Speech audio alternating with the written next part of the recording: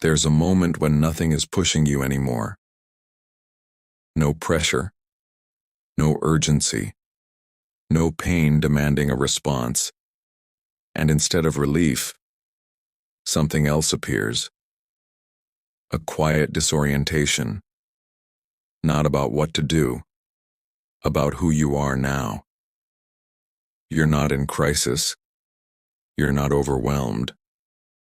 But the absence of pressure creates a strange expectation. As if something should already be clear. As if you should already know how to describe yourself again. But nothing fits. When action pauses, the mind looks for identity. Not out of clarity, out of discomfort. It starts searching for labels, roles, old versions that once worked. You remember who you were before things loosened, before the silence, before the relief. And you wonder if you should go back to that. Not because it feels true, but because it feels familiar. The mind doesn't like being without a description, so it scans memory for something usable. This is the subtle mistake. Confusing the absence of pressure with the obligation to redefine yourself. Assuming that if nothing hurts anymore, you should already be someone again. That relief means readiness. That calm means conclusion. But this phase hasn't finished reorganizing, it has only stopped resisting. And identity doesn't form just because tension disappears. Trying to rebuild it now is premature.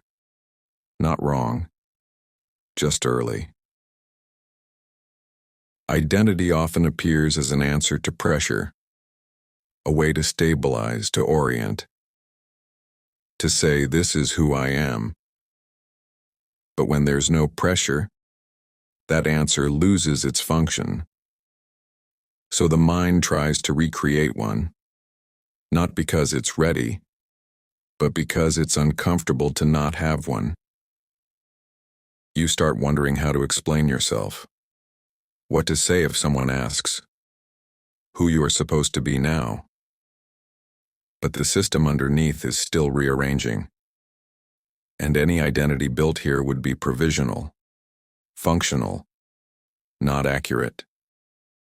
It would work on the surface, but it wouldn't reflect what's actually happening underneath. This is the part that feels hardest to tolerate. Not knowing who you are now, not having a narrative, not being able to point to a version that feels true.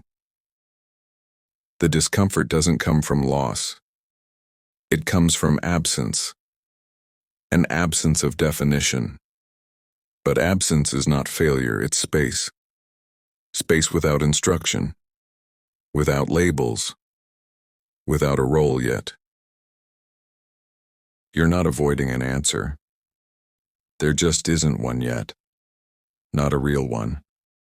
Not one that fits. This phase isn't asking you to define yourself. It's asking you to exist without a definition. Even if that feels unstable, even if it feels unfinished. You don't know who you are now. And maybe you don't have to know yet.